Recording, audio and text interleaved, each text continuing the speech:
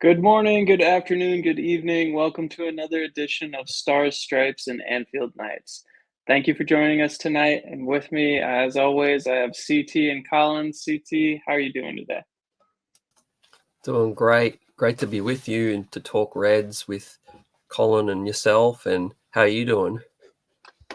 I'm doing okay, getting used to the short hair, just in time for the LA heat wave coming back. It's September, end of September, but still 90 degrees somehow. But Colin, how are you doing? I'm doing well. Yeah, it's not that much cooler here in Pittsburgh than it had been either. Fall has certainly not fully hit yet, but I'm hoping soon. I really love a nice brisk, 58 degrees and sun. So hopefully soon. But yeah, excited to be back with you guys and be talking about these some exciting Liverpool topics. Yeah, definitely. And thank you guys for joining in the channel. We got Chua and Luke coming in. Luke, I'm going to save your question. Actually, I can just answer it now if y'all want. Jay Muse coming in. But Luke asked, you guys ever been to Anfield? I'll answer first. For me, it's been no, even though I've seen a few games in England. Been to all Liverpool games, pretty much. I saw Liverpool at Stamford Bridge, saw Liverpool at the Emirates, and I've seen Liverpool against West Ham at the Olympic Stadium. Was only able to make it to London. I'm still waiting for my Anfield pilgrimage, but Colin or CT, have you seen beautiful Anfield yet, or is that still on the Mecca pilgrimage for you both?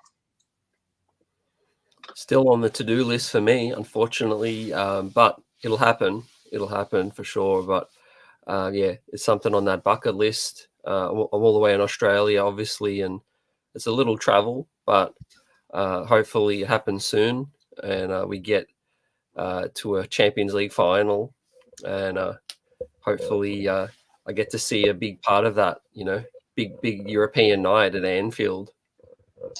100%. Colin?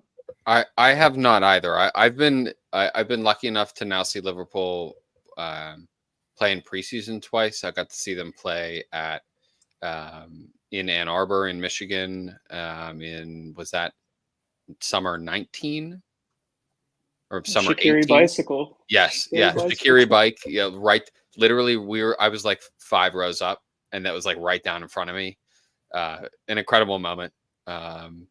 And then I got to see them when they played it here in Pittsburgh this past summer, which was like a dream. I got to go to see the Anfield Wrap live here in Pittsburgh and got to make a whole weekend out of it, and it was really incredible to see. I mean, to see Liverpool play in your hometown is like really, really incredibly special. But not yet made it to Anfield. It is high on the bucket list. I've been my fiance and I've been, bouncing around what we want to do for our honeymoon next year.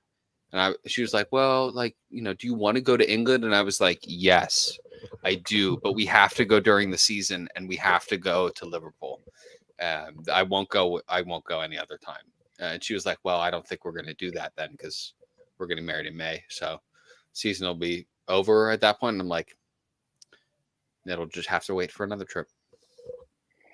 No, definitely we all have to make that excuse to get out there. Luke, thank you for the question and appreciate it. Definitely hope we get out there soon.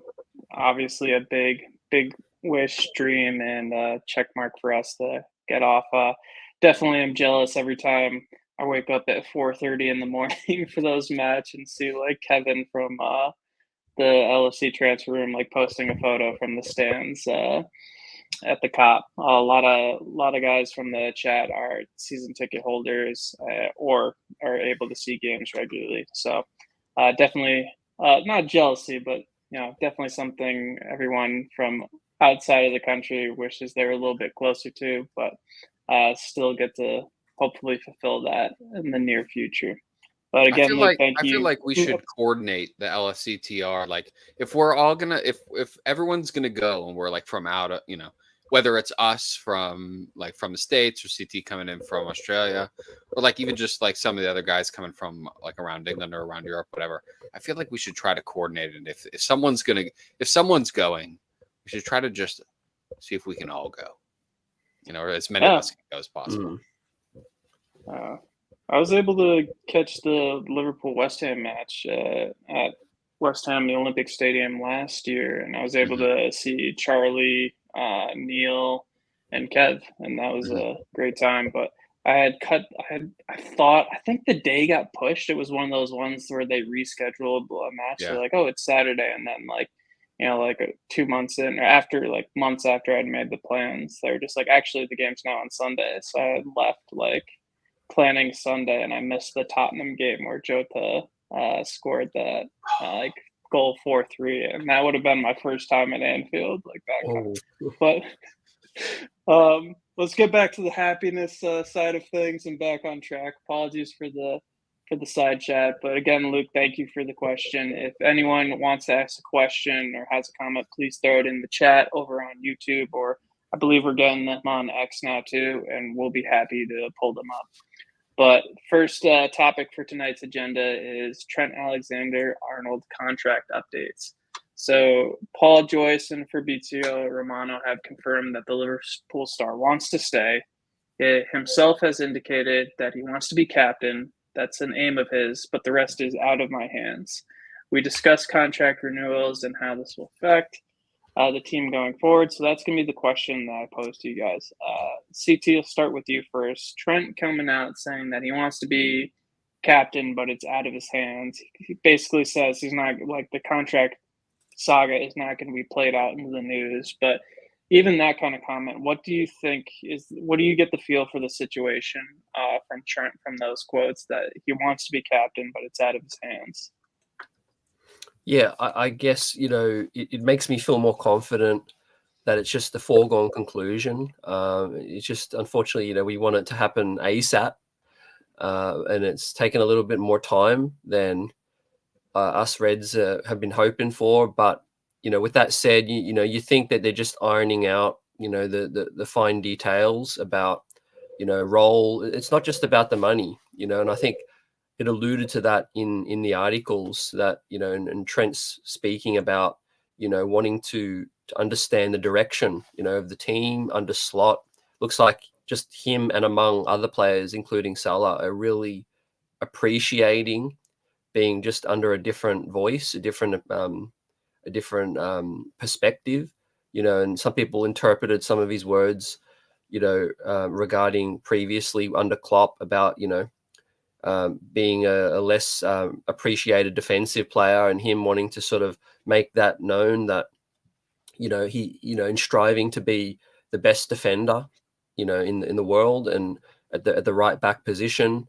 So yeah, I feel like it's going along. There's no hiccups.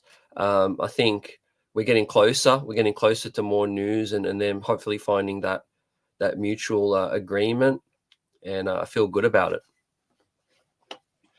Yeah, I'm still nervous because I think we've talked about this before, but out of the three of Salah, Van Dijk, and Trent, I feel like the Trent one's the one that could potentially slip through our fingers. And those kind of comments, like, it's out of my hands, for me, make me a little nervous.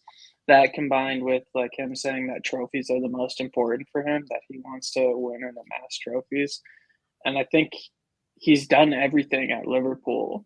And for me, it's like, really, are we going to be the next powerhouse? Like, I feel like that opportunity is there. But Colin, like, with those comments that Trent's made, he wants to be one of the most feared defenders in the world, and trophies are the most important for him. Do you think Liverpool can fulfill that desire for him, or do you think basically Real Madrid's gonna attract his attention? And so I hadn't seen this. I told the guys earlier I have admittedly been pretty unplugged. There's been a lot going on.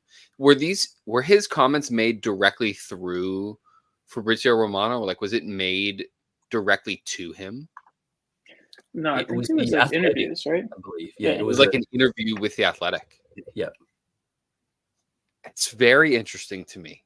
That's very interesting to me that he would have gone directly to The Athletic to give a sort of interview like this. Like that, was that 2 weeks ago now, or 2 games ago now, that Salah after the game made the comments to the press, like on, pretty much like live on TV, like, yeah, they haven't given me an offer of a contract and nobody's talked to me about this. Like that to me, that situation with Salah and this situation with Trent are one and the same to me. These scream like guys who really want to stay and really want to just like be paid the money that they're asking for, but haven't heard anything from anybody. And so they don't feel like they have an avenue to kind of express those feelings other than like going out and doing press post game and just like, saying directly to Daniel Sturridge when he asks a good question, which he definitely could have said to Daniel Sturridge, like, hey, ask me about like my situation. Like and Daniel Sturridge would have. Like Daniel Sturridge is, while he is very professional, I also think he's a real one he's a real friend to those guys that everybody seems to really like and respect him in that way, that they would feel like, hey, like bring that up. Like I'll give you the clip of me like saying that I want the contract and nobody's talked to me about this yet. The comment of like, well, it's not in my hands. That to me screams like someone put a piece of paper in front of me with a number. And so we can actually start to talk about this. I think the backroom staff and I think the management staff, including the sporting director and Michael, I think they are behind the 8 ball. I think the time frame in which that they've been given to kind of do all of these things, be it summer transfers, then into like contract negotiations, I think everything has become really condensed. I think a lot of people don't understand the proper like legal legwork that needs to be done to just like present people a contract. Like you can't just like give them a number on a piece of paper and they sign and like it's all good. Like the process of like legal clarification within it is really extensive and it takes a lot of time. I do think that at this point, this is something that should have been discussed with these players. And I think that these are specifically these 2 players kind of reaching out and kind of screaming out like, hey, go ahead and give me that now, please. Like before I have to like figure out some alternate plans. 2 of the most, and honestly, 3 of the most business savvy players like you'll see anywhere are our 3 players who are out of contract. Like these are people who have incredibly lucrative, like very well worked contracts with their sponsors and have for a long time. I think it is no surprise that these guys are kind of coming out in alternate avenues to the press and essentially saying, I need an offer because I want to be here. So I need the club to present me an offer now, please. Yeah, it's definitely like coming off, like you said, Colin, like they're just like waiting for the contract. But Jay Muse asked an interesting question. I think it's a tough ball question, and I'm going to give it to you, C2. But players will not want to take the fall in case they leave, especially a Scouser like Trent Alexander-Arnold, opening moves in the chess game.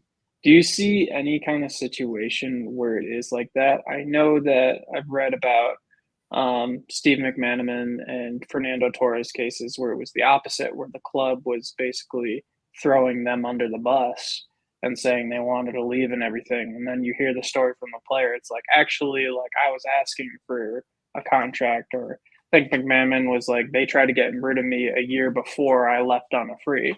Like they accepted a deal from like Barcelona, I think it was, for McManaman. And he was like, no, I don't want to go. They never offered him a contract. And then like he just left on a free, or that didn't get worked out. And then Torres, something similar, like promises that he was made about investment, etc. They kind of left him hanging out to dry, didn't meet with his like representatives, whatever it being. Do you think I'll ask you two question. Do you think Trent, Salah, or Van Dijk could just be playing to the media like I love like I want to say, but in reality, there's reason for them to go? Or do you think that there could be some reason that FSG are like, no, we actually don't want these players? I know that's two questions, but Mm.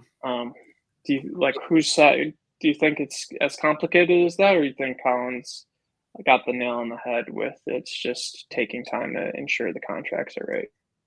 I think there's a little bit of both, and I think it all started with a power shift with Klopp going and Edwards, Hughes returning, and a whole new operation and players. I know sporting players at the top of their game, and these players are still at the top of their game. They really believe in themselves. You don't get this far if you don't have a certain ego, because you can back it up.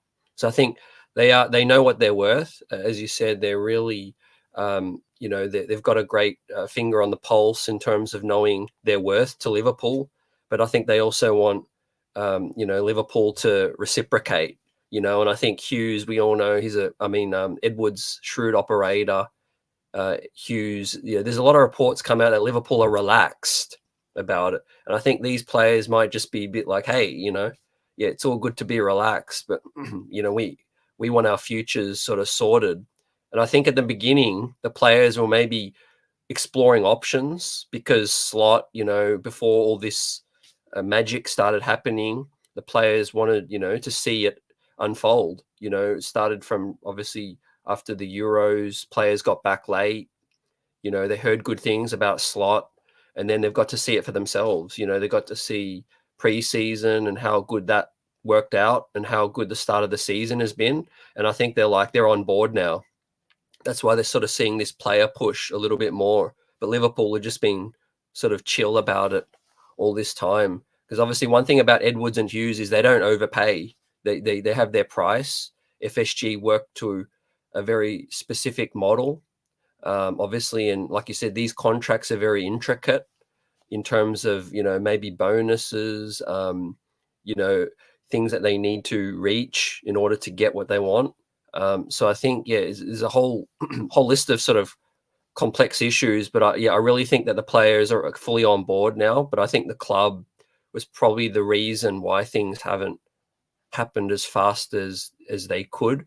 But again, it happened pretty late with the tournaments and just the slow start to training, under Slot.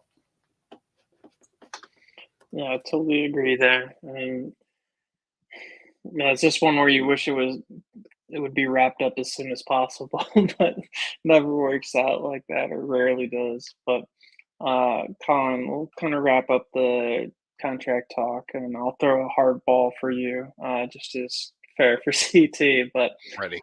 do you see any situation where one of them leaves? Yeah. I've always been on the trend that I think that two of the three of them will stay. And I think you can make incredibly compelling arguments for which are the top two that you would want to, or which are the two that you would most prefer. I know my number one is Trent.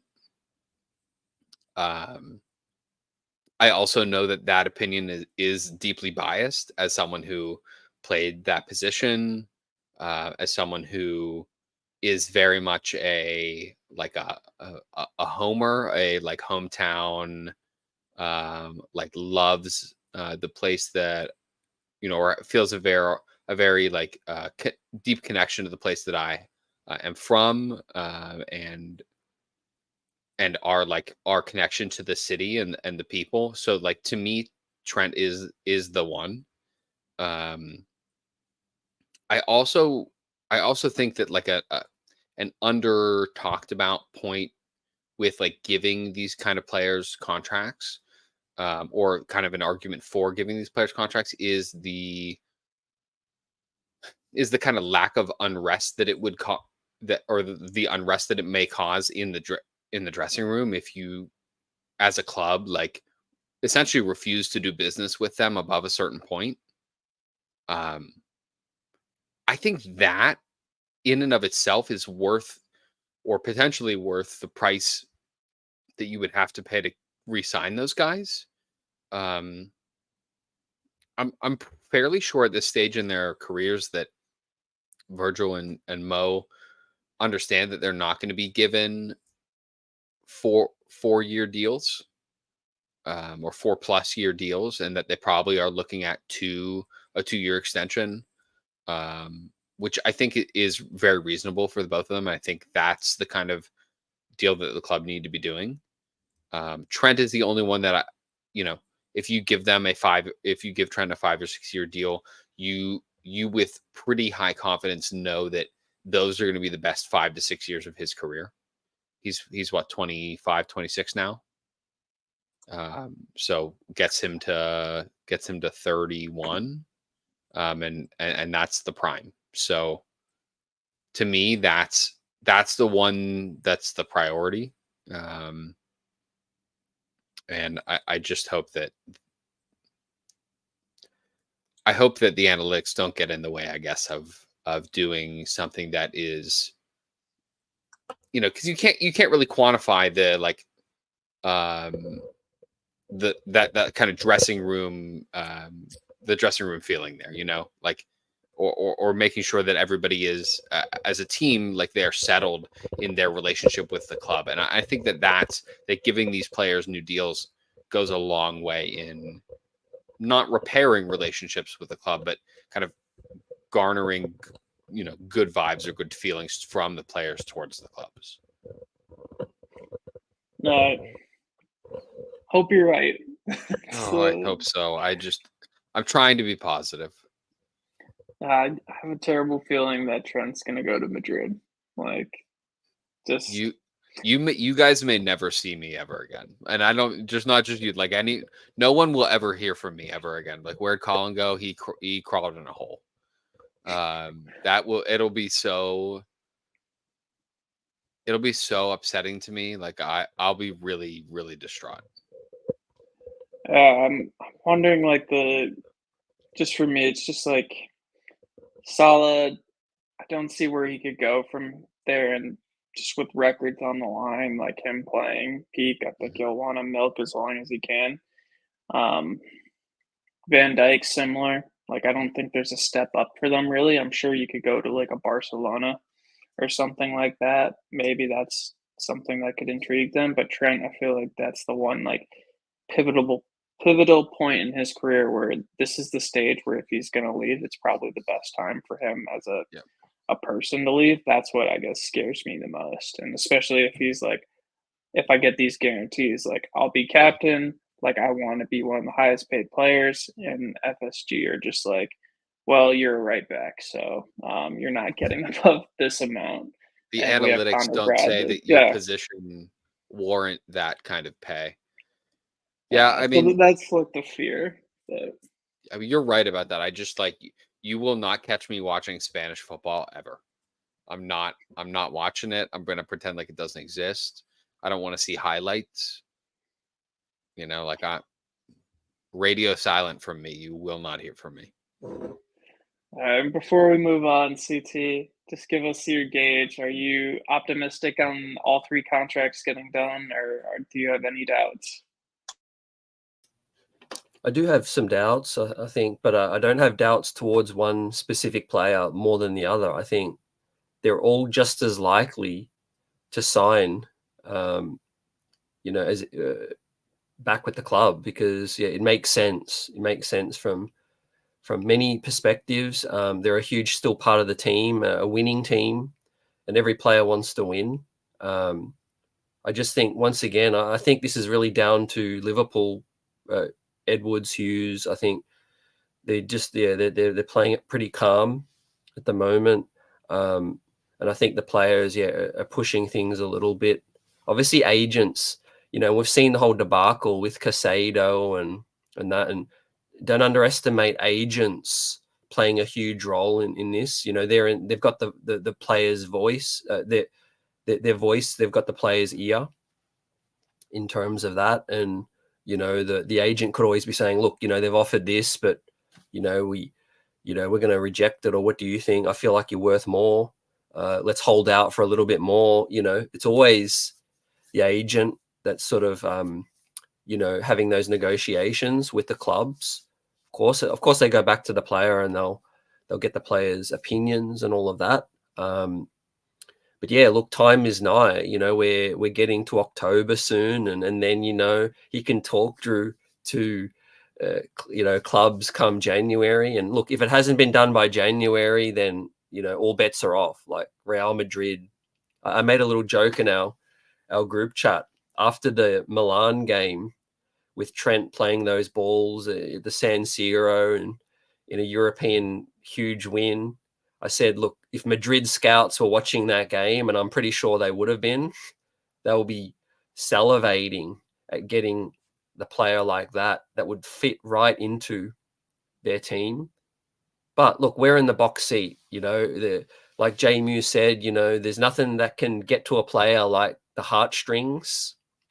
We saw it with Zubimendi, and of course it's a many players' dream to play for a club like Real Madrid. We have to acknowledge that. We'd be burying our heads in the sand if we didn't think that would be a huge lure for any professional footballer at the highest level.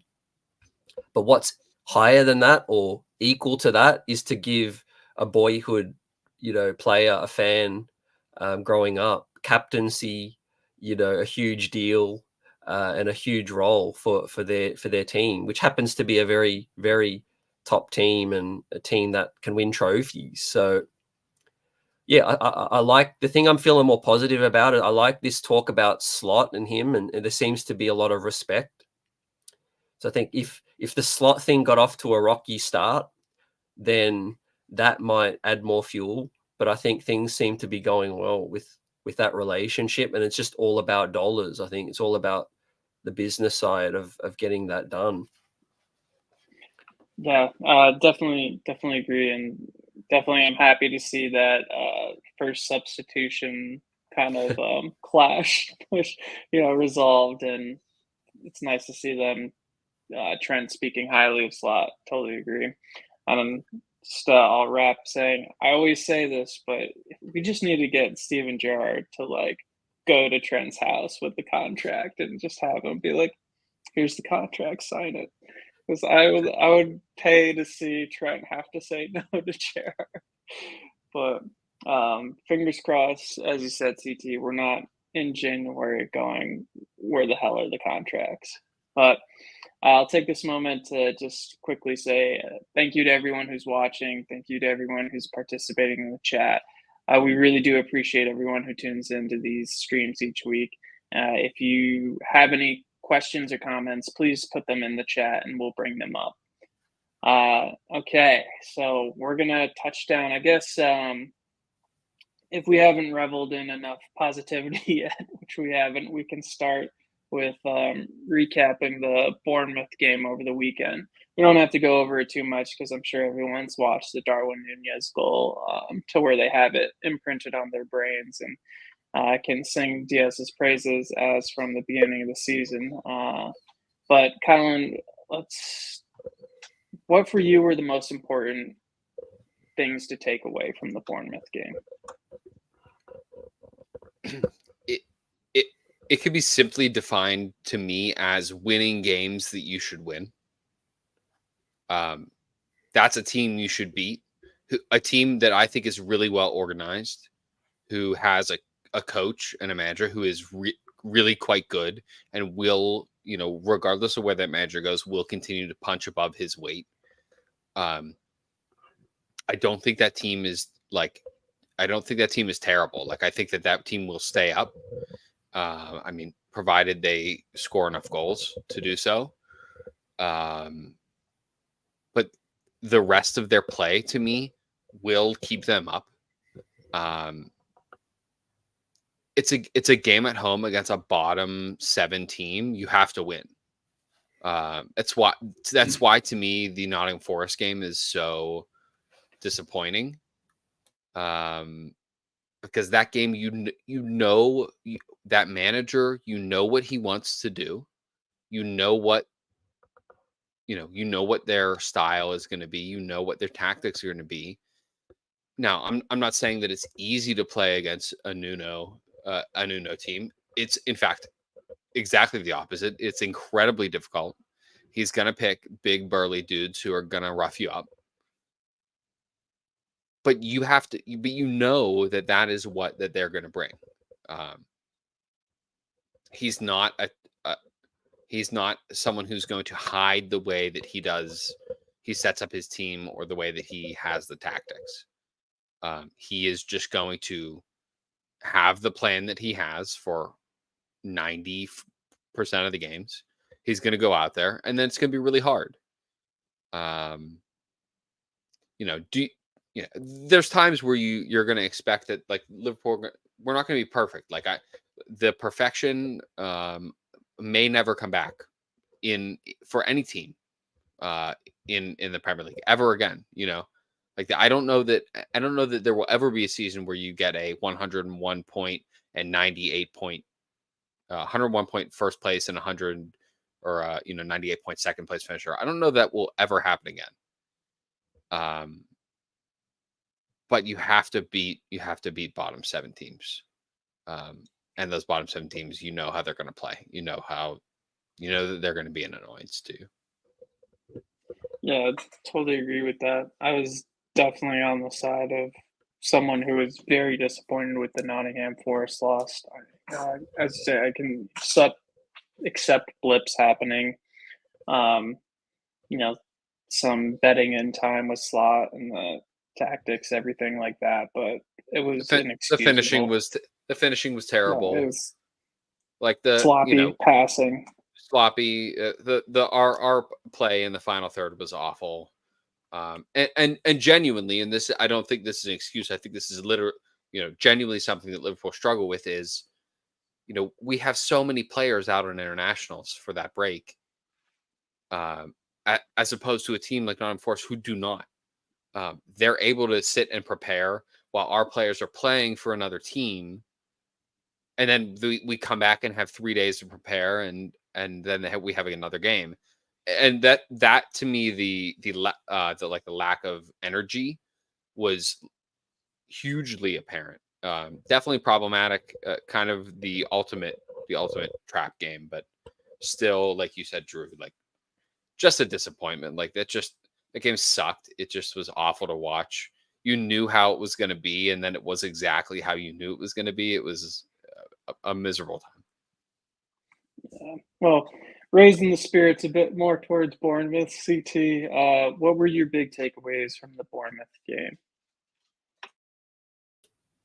Relief, early, get the game, done and dusted. Because, we all saw how different the Forest game would have gone if we just got that breakthrough, and definitely teams know. One thing that really stood out to me is, when I was trying to get over the loss, but someone said it, and it's like, it's the biggest or second biggest fixture on their calendar. And we're coming back from an international break, and it's just another game for us, just another bad team, like Colin said, and we have to, or we're expected to beat.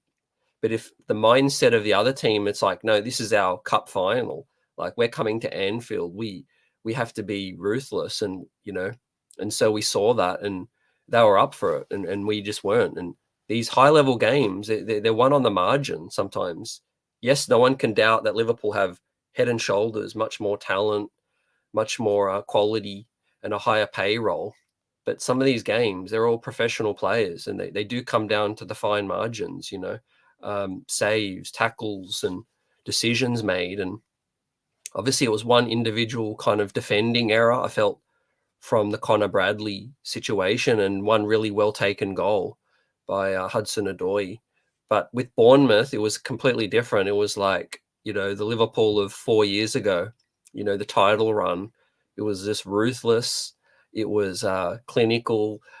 Luis Diaz, one of the best games I've ever seen him play. He was unplayable, full of confidence, and which was positive because we had a new, number 9, a 9 starting his first game for the season, and Darwin, and definitely took his chance and just an amazing goal, just a confidence lifter for him to score that in front of the Kop as well. You could see what it meant to him as well. It was the week that he made his social media as well deactivated. So I think he was really starting to feel some of the heat, you know. It could have been something different, but I'm just reading between the lines. But yeah, I think it just showed that the Forest game was a blip, you know, international break, and a team that just played really well. And I think we're back on track, you know, and I feel like we're going to continue. Yeah, definitely. It was must-win game, relief. Back on track 100%. I really liked what you had to say about Nottingham Forest being the second biggest game of the year for them. I think that's a perspective that gets lost on a lot of people, where like even maybe the players, when they're just like, oh, it's Nottingham Forest, or like, oh, it's Crystal Palace, oh, it's one of these clubs that's down in the bottom, like we should win. Where it's like you said, it's like this is one of the biggest games of their season.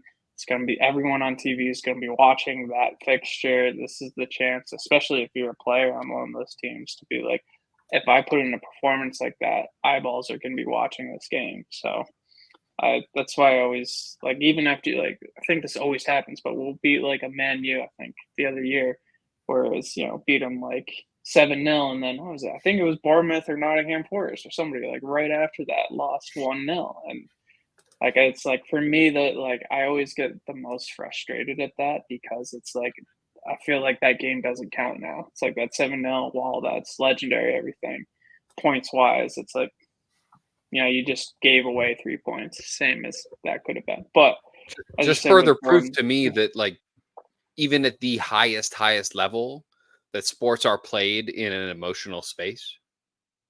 And if you're not up for it, you are liable to get pipped by someone who is up for it. Like it's a through line throughout all sports that I watch and that I play and that I coach. Like, if you are a team that's really up for the fight, you can catch a team that is much better than you, who's just not up for it. And if you believe in that way, you absolutely can do it. And it's one of the best through lines, one of the most like relatable things in all of sports to me. Yeah, and just to quickly piggyback what Colin said, just made me think about this, which is like football. It's so unique as a sport itself, where over 90 minutes, where one lapse, one individual error, and the other team can score, and that can change the whole result.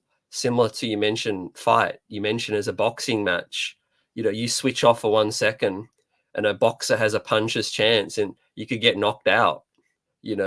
Football's the same way in a way, but it's played over 90 minutes, and you make one mistake in the 90 minutes, you could still be the best team, have 70% possession, but make one mistake and the other team, could capitalize. No, 100%. Like Arsenal on the weekend, brilliant defending all second half. Like, let them take the short corner, weren't ready for that one thing. Kind of remember saying when next moment you get the ball thrown off the back of your head and it's tied. Oh man, yeah, it reminds me too of when Matip put it in the back of his net for us against Tottenham. Like after that, Luis Diaz offsides, ghost offsides. But yeah, as you said, CT, those moments happen. But yeah, we were definitely on for Bournemouth. And speaking of players who are up for the fight, we'll touch on this because it's halfway through. We got a game tomorrow to talk about, but the two players that Steven highlighted and deserve the praise are Luis Diaz and Darwin Nunes. Colin, I know CT talked a lot about Diaz. Do you have anything to say about I guess I'll focus on Darwin Nunes for this. This was his shot. Slot kind of played the mind games of saying he'll get his chance, but alluded to that Jota's like the main man. Darwin came in and scored one of the goals of the season, at least for this stage so far. Where do you put him in the pecking order right now? it's so hard. It's so hard because also think that we're in a space where you kind of just have to go with the guy who's freshest. And I don't know that that necessarily really allows for you um, to really just like kind of play your true best 11, like the people who you just on any of their days, like the person you're just going to play. I kind of think that, in give if it's if it's the most important game, you just got to go with the guy who's got the legs. Um, but I think the mind games have been perfected. That's the ultimate goal to score for someone who needs the confidence and someone who like he was crying on the field. And I don't mean that as a slight. Like I mean that as like a can you imagine what that means to him to be overwhelmed with that kind of emotion, to feel like you did the thing that you knew that you could do, but for whatever reason it hasn't been falling. Um I think for me, I think I would start Nunez. I think that kind of re reaffirmation of the belief that he, of course, and I think you guys touched on it earlier, CT, I think you did. You don't get to the highest level without that kind of sometimes insane belief. And so when that's challenged, it's the most challenging thing in the world. But when you refind it, it might be the most energizing force in the world. Um, I might lean him, Drew. I might lean him, and then he might score 2 or 3. Yeah, I definitely think he's a confidence player, and I really want Yeah. him to find that confidence and that belief because he certainly deserves it. He certainly does not lack for effort and trying. For me, the big thing was seeing, and I think at late at the game, there was like I think everyone was at fault. Salah was at fault with this, like just decision making. We should have won that game probably by Mhm. 5-6 nil. And then that final pass in the third or something kind of reminded me of when Dom tried to walk it into the net against United. We were just think that's a kind of issue when you try to make it too perfect. But prior to that, like I thought Nunez link up play was actually quite phenomenal, especially the link Yeah. up for the goal with Salah, and that for me speaks to the confidence. The one thing I'll pose this to CT. Sorry, throwing another hard ball at you, but this like the goal kind of reminded me of when he chipped. I'm blanking who it was, but when he was one on one with the keeper and chipped it like like absolutely ridiculous chip. And then like after the game, Michael Owen was like, "Why? Like, what goes through your mind to like chip that ball there? Like, that's not the right decision. You pull it off brilliantly." But for me, when I saw the goal back, I saw Salah like clean through. There was a pass clean through for Salah for the tapping, and then Darwin takes the like just absolutely phenomenal shot and scores. And in the end, that always is the justification. But for you, is there any? Am I reading too much into that? Am I just slightly jaded, or are you on the Nunez train and think that it's just going to be all up from here? No, I mean, definitely. You always review your performances and review the tape, the film, and look at what you could have done different, or how it worked out for you. And I think one thing a player can't really get in their head too much, otherwise they overthink it. A lot of players, especially from South America, they'll play based on their flair and instincts, and he's just a goal scorer. He's done it obviously for Benfica, and he's still trying to find that consistency in England. It's just such an up and down game, and it's crowded. We're up against low blocks a lot of the time, so there's so many nuances to why a player goes through a funk. But yeah, I'm sure Slot would have mentioned it. Like I think one of the wins after one of the great wins early in the season where Slot was interviewed, he we played basically a great game, and he was more focusing on the things that we didn't do well, you know, and wanting to do better at. So I'm pretty sure as part of Nunes's, you know, development and growth, that he's still highlighting those things that he sees. That, but for the most part, Diaz has looked a much better player under Slot. So I do think Nunes is also going to have a better season. How much of a better season, I think, will be up to him. I think it'll be how clinical he can be in those fine moments, like you said, against, I think it was Burnley, where he did chip the keeper. And what a skill that was, a skill attempt, you know, just to show what he could do. But he has to show that he can do the basic, right? There's no point, you know, scoring these worldies if you're going to miss a few tap-ins, you know. So he's just got to, I think some fans have said this, but he's got to maybe, you know, be more consistent. But I guess the way I want to say it is, like, have your lows not be so low and your highs just not be so high. Just bring it all in a little bit and try to be more consistent, refine your game so that you are just, you know, scoring the goals you should score. No one's expecting him to score worldies every game, but score the ones you need to score to be a clinical number 9 for Liverpool in the English Premier League. You know, on his kind of wage, you just need to be scoring those basic ones, and I think he'll be a lot better, you know, much better player. Yeah, and I really like what you said about Slot working with him. 'Cause as you said, Diaz is like pushed to another level, whether that's internal or Slot system. I'm sure it's a bit of both, but yeah, really excited to see what Slot can do with individual players, bring them to the next level. Um, that being said, I'll take this moment before we move on to the next topic. Thank you again to everyone who's watching. We really do appreciate everyone who joins these streams.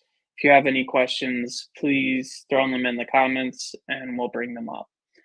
And talking about all these players, you know, I was a bit curious. There was no changes to the lineup, starting lineup against Nottingham Forest. We've seen a bit of change since then, not major change, but you know, the likes of Simicas and Darwin starting on the weekend. But we definitely have a game where there should be a lot of changes tomorrow.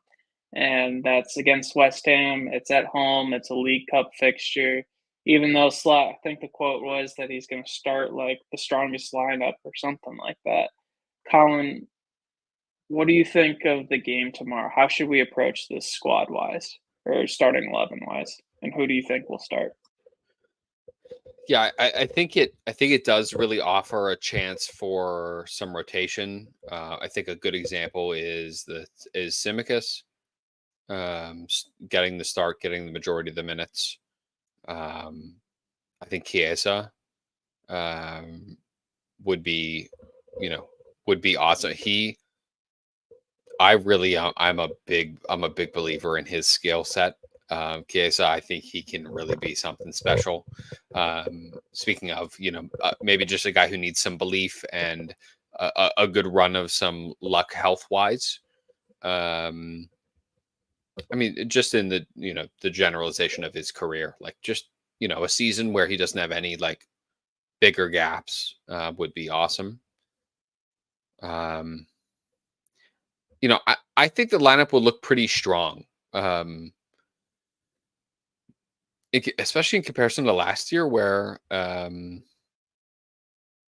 know, that it's really something like you would have expected us to be playing some children. You know, maybe Jaden Dans, you know, gets the start in previous years at striker, but you know, like Tyler Morton should start in midfield. Give him some minutes; he's good enough to do it. If he's not good enough to do it, why did we keep him?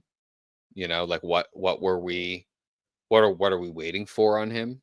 So to me, that kind of picks itself as well. Quanta. Yeah, I'd love that. I do think he's really skillful. And even if he's just able to show that like he can play at that kind of level, that is going to increase his sale value from anywhere from like 5 to 10 million to hopefully 10 to 12, in that range. And that's perfectly good enough for me. And I think, frankly, good enough for him. Like, I think that's still a very young man who has the best of his career ahead of him. It just needs maybe the consistency there. So I think his opportunity is ripe for his, for him to show his skills. Bradley, Kwanzaa. I don't Gomez. Like, it will be rotated, but it will be a lot of kind of first teamers. There's not going to be a lot of under 21 guys. Yeah, I'm curious to see, especially after Slot said the comments about like strong lineup. I tend to agree with you where I think it's going to be a lot of the bench players, but I think it was like Trey Neone was not in the U21 action. I think it was yesterday or today, and so it's kind of all eyes pointing on for tomorrow. I don't think he'll start. I think he'll be on the bench, but I'm really curious to see what kind of lineup Slot puts in, because I think our bench is absolutely phenomenal right now. But for me, it'd be Gakpo, Chiesa on the wings. I'm not sure who starts up top, like Jota or Nunez. I have no idea. Morton, great shout. I think he should start, but Endo maybe, and I don't know, Jones probably getting in there for the midfield. And then your back four, Bradley, Kwanzaa, maybe Gomez and Simicas. But CT, where are you falling on the lines of how serious should Slot be taking this game in terms of personnel, and who would you put in? Yeah, great question, Drew. I think I watched the presser because I love trying to get what I can from it, read from it, and it's tough because he's such a smooth talker and operator in terms of he doesn't give much away. But I love, and I'll mention this soon, one particular reporter just mentioned a player by name, Trey Neone, because he wasn't giving anything away. So it's just like you just go straight to a player's name and see what he says. But he seemed to allude that he's going to go stronger than some people think, or some fans might even want. And I think he wants consistency. He believes in his medical staff and, keeping guys fit. But I think there'll be a fine line between, he won't be completely full strength, but we might see a little bit of Gravenberch, McAllister or Dom for a half. He might swap one of them for the other at halftime just to keep that stability there together with a Morton or together with Jones and Endo. But yeah, up front, I think it'll be Gakpo on the left. I think Nunes or Jota up front centrally, and then Chiesa, I think, on the right. And then you could always sub Mo on, if we need a winner. But I think defensively will be easy. I think we'll probably go Bradley. We'll probably go Kwanzaa. Yeah, Joe Gomez will definitely get his chance. He's been really professional. Joe's one of my favorite players, I think, because his long tenure with the team, and I know he doesn't have a position like nailed down, but just the way he handled the summer and thinking about his future, and then just still deciding that he wants to be a part of Liverpool after Slot spoke to him. You can play everywhere down back, and I think Simicas will get the left back position, and then I think midfield we might see Gravenberch start first half and then swap out for another guy. But I wouldn't do it personally. Something about Slot just made me think that he might, because he just sounded so, he sounded so, concrete that he was going to be as strong as he possibly can based on the fitness. But that just could be a bit of smoke and mirrors. So it'll be interesting to see if Endo doesn't make the squad at all, or even get any minutes, then he's definitely going to be sold soon or go out on loan. There were some rumors today come out, but I think, I agree with you guys, Tyler Morton, and then obviously Trent Ione, a reporter did mention him, and he did give that away, that Trey was going to make the squad. So look forward to seeing, hopefully a little bit of Trent Ione as well. Yeah, you nailed it on the head for me, like Slots, like the smoothness and like not giving anything away. I'm almost like I don't know what he's gonna do because the part of me is just like the Nottingham Forest seemed like it'd be a wake up call. I was 100% expecting a changed lineup for Nottingham Forest, especially with like Chiesa and Nunez working in the, during the international break, not going away to their national teams. I was like, all right, one of them has to start. Probably not Chiesa, but Darwin. And then when that didn't happen, like the same starting lineup, we got beat. I was kind of like, okay, what's this going to bring? And then, some minor changes for Milan, just two positions. Tsimikas. No, I'm sorry, Bournemouth. Tsimikas and Nunez up top, one for the Milan. It's just I'm not sure what to expect. like you said, when he says starting lineup, and then in Feyenoord he pretty much started the same lineup every single game. So you really don't know what to expect. Yeah, because just to answer the question you asked me is about how important do you think? I think you asked how important do you think Slot sees this. I think he sees it as a real chance to win a trophy in his first season. Yeah, we all know the Champions League and the Premier League is basically, a luck is involved heavily. But with this EFL Cup, we are, a few wins away from being, almost in a final. We're not. I think we're 4 games, right? Four more wins and you win it. So it's like he could be looking at it like, why not just go full strength and just, nothing like starting your first season and winning the easiest trophy that you can win. Whereas he throws all the kids out there and we get knocked out, he's going to be open maybe to some criticism, and then he misses the chance to maybe win a trophy. Colin, I'll throw that to you as well because I'm in the similar boat where I look at like an Arsenal Arteta, and it's like second place is great, but Ten Hag saying he's got more trophies than anyone else. I'm like, is second place great? That's what I mean. It's like I personally don't agree. I'd much rather have the League Cup that we got last year. That memory was one of my favorite finals. I've been watching since like 2008, and that's one of my favorite finals. Yeah. But I'll throw this to you, Colin. The same kind of question of how important should Slot be taking this competition. But Jamie has put this in earlier. Earlier in the chat, and I want to bring this up in that context. Comments for the Rodri injury. Does this open up the title race even further? Like, how seriously are you taking this now? Like with the League Cup, it's like, are you starting to not care as much about this competition with the potential crack in the door from City and the Rodri injury? No, the opposite. I think that the Rodri injury proves, and I'm glad that you asked them together, because I think the Rodri injury proves kind of a core belief of mine, which is that you should take every single competition as seriously as you absolutely possibly can. You should try to win and try to put out the strongest possible team that you absolutely can without deeply compromising maybe the strength of team for something else.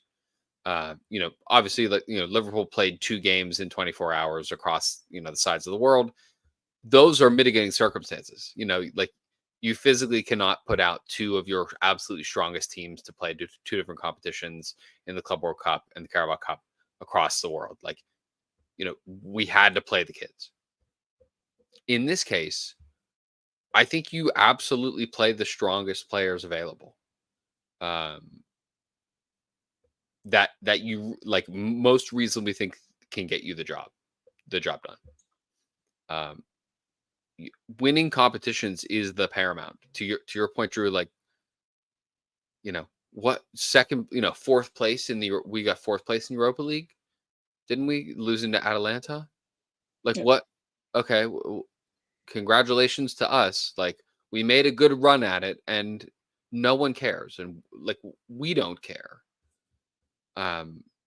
It doesn't matter unless you're getting across the line, and sometimes what happens in sport is that your biggest rival's best and most important player gets a season-ending injury or a season-defining injury.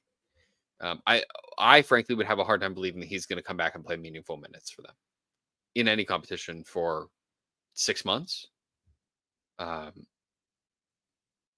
Amidst all of the other things that they have going on, that is not the biggest of their concerns at the moment. Whether or not anybody there wants to admit it. I don't. I think you have to take everything as seriously as possible because sometimes your biggest rivals lose their most important player. Yeah. And I'll bring back something you raised earlier about trusting the medical staff on the fitness of the players, because I'm in similar thoughts of you, putting strongest lineup minus the players that you can't afford to lose in this kind of situation. For me, that'd be Gravenberch. I would not start Gravenberch. I agree with CT though. I would not be surprised if he does start, or combination of Maka, Dom, or Gravenberch, like one or two of them. I wouldn't be surprised if they start, but that's the kind of game where I'm like, he does not need to start. Not to say you throw in a 16-year-old, Trey and Yoni, not saying maybe he could, but like an unproven 16-year-old rather, or one who's not deserving of the step up, or maybe too soon, question marks, if you will. But yeah, I'm hoping the medical staff are doing their jobs and wouldn't tell Slot would tell Slot that this person shouldn't be playing if they're any sort of question marks or they're not the fullest fit. But yeah, we're going to wrap up the stream soon, but please, thank you for joining so far. If you have any last questions or comments, we're going to discuss one more topic and then wrap up after that. But if you do have questions or comments, please put them in the chat and we'll bring them up. Thank you again for watching. We really do appreciate everyone who joins in on these. And CT mentioned this before the stream started, that new topic that we had to throw on for the night. Olivier has just made the chat about it, so perfect timing. Thank you, Olivier. City will bid 100% for Zubimendi in January unless they get relegated to the depths of English football. CT was talking about the news or the rumors that we are still in for Zubimendi, or there's some rumor mill going around that deal's not dead. CT, what are your thoughts on Zubimendi and these rumors that came out today? Yeah, they just won't go away. And I kind of mentioned it and talked about it for the last few weeks before this rumor surfaced today, or report, unconfirmed reports. But yeah, I think ever since we didn't get ADM, and it was very strategic because obviously we all know how it played out. The frustrations that we didn't go for a plan B or a plan C. Sometimes the club knows more than what's out there. Just because Zubimendi said no in the summer doesn't shut the door, because our stance was always, right, we want to get our guy or we're not going to get anybody.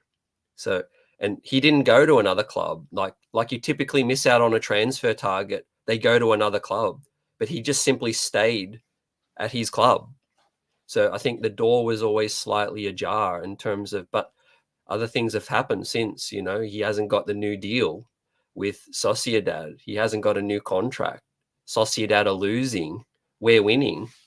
So a lot of things are happening. Maybe the wheels are turning. I'm not in the know, like some other ITKs, but I always had a feeling that the door could still be open. And I must admit, like any fan, for a few weeks, guys, I was really like, no, like he said no to us. I was like, I never want to see this player wear a Liverpool shirt. I never want to talk about him again after the frustrations of the summer. But I've since calmed down. a little bit, and I think he would strengthen the team. And obviously Gravenberch, it's not to replace Gravenberch, because it's just simply to add more options. So we'll wait to see. As like JMU said, the source isn't always the most credible. Has got some things accurate in the past, but it's kind of like a hit and miss kind of situation. So we'll wait for something more concrete. But I'm on board if it does happen, whether it's January or the future. I think he fits the age profile. I think Slot's shown, he's proven to me that we can play that winning style, and it's a winning formula. If he can get a guy that can execute what he sees out of that to go with Gravenberch, I mean, that's just going to make us a powerhouse, I totally agree with you, CT. I think we talked about it the other week where we're on the same page of we would take a Zubimendi if he wanted to come. I think for me, that's the key is he's had that chance to see that staying was not the right move. Real Sociedad have been terrible. He's played decently from what I've seen from his highlights. But for me, that like a big thing is players who have a point to prove. Like I always like those transfers of like let's say an Odegaard or an Ozil, something like that, where it's players who were at a top club or kind of discarded and then have a point to prove. I think Zubimendi point to prove is going to be to the Liverpool fans at the end of the day if he does move. But we certainly have gone back into players, different circumstances, but Van Dijk, Carvalho. It's not like we've given up on players just because it didn't quite work out. Different circumstances, but I could see us going back in for Zubimendi. And as for City bidding for Zubimendi, I don't think anyone's going to want to go to City until this court case is completely wrapped up. But Colin, what do you think about the Zubimendi rumors? Do you think there's a chance we go back in for him, or do you think there's a chance City snag him up? Well, I think that rumors come from certain places, and they don't just pop up for accidents. They don't come out of nowhere. I think, to me, from what I've been reading in between the lines of it, this does seem to me like a agent-based story. I guess would be a good way to put it. Which to me screams that this player at some point was like, oh no, what have I done? This does not seem to be the right decision. Especially because he has not even like been offered, from what I've read, has not been offered a new contract, and which is like, that's pretty crazy to like promise your homegrown player that you will have a new contract offer and then just suck immediately start the season being terrible, and then also not offer them the contract that you promised that they'd be offering them. And to see Liverpool do really, really well. I think it would still make sense. I think having a player of that skill set would allow McAllister to then go into that 10 role and maybe give Dom some weeks off. I think Dom can be pretty affected by fatigue in his play. To my eye, I can pretty clearly see when he's on it or when he's not. And I think that kind of indicates that really McAllister would, having McAllister be able to play that, and he certainly can. He's absolutely good enough to do so. And his skill set fits that all seems to work for me. Because I don't think Morton's a long-term guy for Slot, but so yeah, I mean, in terms of numbers, I think it works, and I don't think that door is closed. The business never seems to be done. Okay, well, we'll see what happens come January, and I'll ask one question before we wrap up. But just again, thank you everyone who's joined in tonight. We really do appreciate everyone who joins these streams. It's usually CT, Colin, Brandon, Rigo. We Dan. We kind of hold the fort down on these Tuesday night streams. LFC Transfer Room streams every day, pretty much. So if you enjoyed the content, I only like saying this once a stream because I hope you enjoyed the content first and foremost. But if you do like it, please like, share, subscribe. You're always welcome here, and we really appreciate everyone who tunes in. To wrap up tonight's stream, and you can throw in the comments, please answer this question as well. I'll bring them up as CT and Colin are answering it. But score prediction tomorrow, CT. Score prediction. Let's go. Home game. Players with plenty to prove, I think. Keep the momentum rolling. Keep success rolling in for the weekend. I'm going to go 2-0. And I think we'll see Chiesa score his first goal as a Red. Who's getting the second? The second one, I think it'll be Cody. Colin? Cody was my first on the score sheet. I think Cody's getting a goal. Cody's looked lively last couple of appearances. I think he's really been able to turn it on. I think a Cody Gakpo goal. Yeah, I'm thinking 2-0. Yeah, our last was that last year we played West Ham at home in the Carabao Cup as well, and it was 3 or, but it could have been like 4 or 5. I think that game was pretty squarely in, within our grasp to score maybe 1 or 2 more. Yeah, 3-1 sounds nice. I'm going with Olivier. 3-1. Maybe we give up a cheap one. Maybe West Ham are up for it. I think they have a good manager. They have a good squad. And I think it's probably one of their best chances for winning anything. So I can see them play a pretty strong lineup and pip one, but I still think we pretty comfortably win the game. Yeah, I'm in agreement with that. I have no clue if West Ham's going to show up or not. Like, it seems to be their club. They have some brilliant players. Bowen, Kudus can go down the line for it, but sometimes they're just like, last year we just rolled them over, and I was like, oh, that was surprisingly and easy. They played a pretty strong lineup. Like Bowen started, I'm pretty sure. Like Paqueta was in there, yeah. But all right, I'm gonna keep the clean sheets rolling. I'm gonna go 3-0 though, since CT took the 2-0, which I was in agreement for. But I like the Chiesa opener, and then 2 from Gakpo. I always back Gakpo. But all right, thank you again, everyone. Thank you, CT. Thank you, Colin. Thank you, everyone in the chat. Everyone who's watching, really appreciate it. We'll be back on next Tuesday. Hopefully, we got a couple of wins to talk about in that time. Everyone have a great rest of their evening, day, and hopefully we all enjoy a big win tomorrow and a big win this weekend. So everyone have a great rest of the day, and you'll never walk